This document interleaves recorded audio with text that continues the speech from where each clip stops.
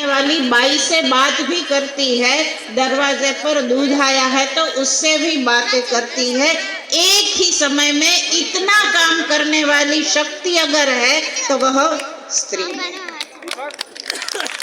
वह घर भी संभालती है और समाज को भी संभालती है।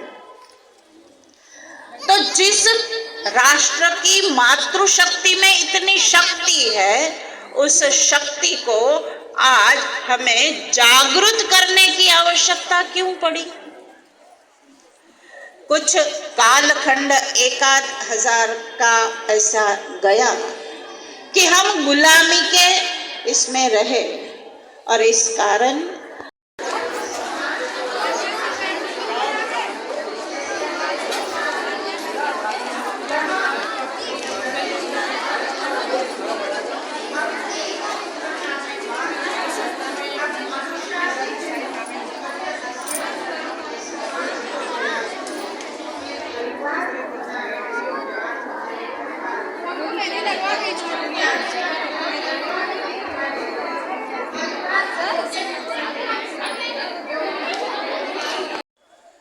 श्री राम को जब 14 साल का वनवास मिला तो उन्होंने राम को ऐसे पूछा कि तुम्हें अपने पिता ने बताया कि माता ने बताया?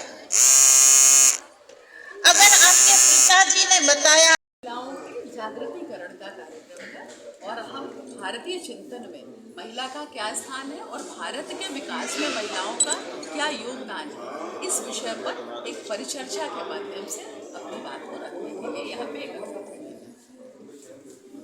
किस किस जिलों में होने वाला कार्यक्रम? ये संपूर्ण देश में विभागवार, जो संघ की दृष्टि से विभाग का विभाजन है, विभागवार कार्यक्रम हो रहा है। उसी क्रम में काशी प्रांत में सभी 7 विभागों में कार्यक्रम हो रहा है, जिसमें से कि आज 5वां विभाग जौनपुर विभाग है। प्रशासनिक दृष्टि से 2 जिले हैं, जौनपुर और गाजीपुर।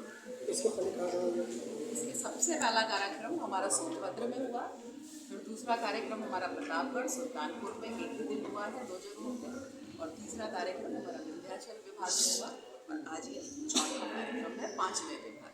आज के समय में भी कुछ लोगों की मानसिकता ऐसी है कि वे कन्या की गर्भ में ही हत्या कर देती है। ये एक विकृति है और यह विकृति इसलिए है कि जो भ्रांतियाँ स्थापित हो गई, जो कुरीतियाँ आई, उसकी वजह से लोग दिग्भ्रमित हैं और उसमें भी हम यही मान के चलते हैं कि कहीं ना कहीं हमारे एक महिला के रूप में हमारा ही फेल्योर है कि हम अपने बच्चों को, अपनी संततियों को ये शिक्षा दे पाने में शायद सफल नहीं हुए। लेकिन ये संख्या इतनी भी नहीं है कि हम सिर्फ इसी पे चले। हम इसी देश में, हमारे यहाँ कल्पना चावला ने भी जन्म लिया, हमारे ही देश में अभी ऋतु करिहल है, हमारे ही देश में शिवानी सिंह है जो कि राफेल उड़ा रही हैं। तो ऐसा भी नहीं है कि सिर्फ भ्रूण हत्या ही हो रही है, बालिकाओं को बहुत आगे भी बढ़ाया जा रहा है और उसका ज्वलंत उदाहरण है। आप कहीं भी किसी यूनिवर्सिटी का अगर आप जो है अवार्ड वितरण देखें तो मोर देन 50% लड़कियां ही वहाँ हैं। तो निश्चित रूप से उनके अभिभावकों ने उनको प्रमोट किया, सहयोग किया। हाँ, ये भी है। तो कुछ कुरीतियाँ होती हैं, दुर्भाग्य से हम कुरीतियों पर ज़्यादा अपना ध्यान केंद्रित कर रहे हैं, बजाय इसके कि जो हमारी अच्छी बातें हो रही हैं उस पर हमारा ध्यान थोड़ा कम जा रहा है। क्या लगता है वर्तमान सरकार में महिलाओं को ये सम्मान मिल रहा है? इससे पहले नहीं मिलता था क्या उनको?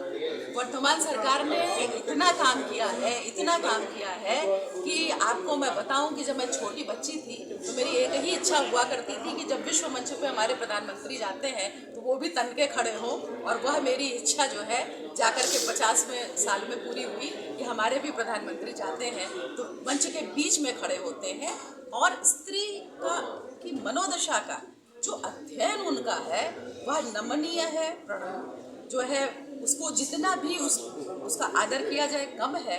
कि वो स्त्री मन को समझते हैं और स्त्रियों के लिए जितना कार्य उन्होंने किया है अब तक किसी ने इस तरह से सोचा ही नहीं। उसी चिंतन परंपरा को लेकर हम भी आगे बढ़ने का प्रयास करते हैं। इस कार्यक्रम के आधार पर महिलाओं को किस तरह से संदेश देना जागरूक किया जा रहा है? हम महिलाओं को यह संदेश देना चाहते हैं कि आपके अंदर असीमित क्षमता है, आप उस क्षमता का प्रयोग करें, अपने कृत्यों पर गर्वान्वित हो और समाज को दिशा देने के लिए आगे बढ़े। क्षमता आपके अंदर अंतर्निहित है, आवश्यकता सिर्फ उसके जागृतिकरण की है कि आप आगे बढ़ो।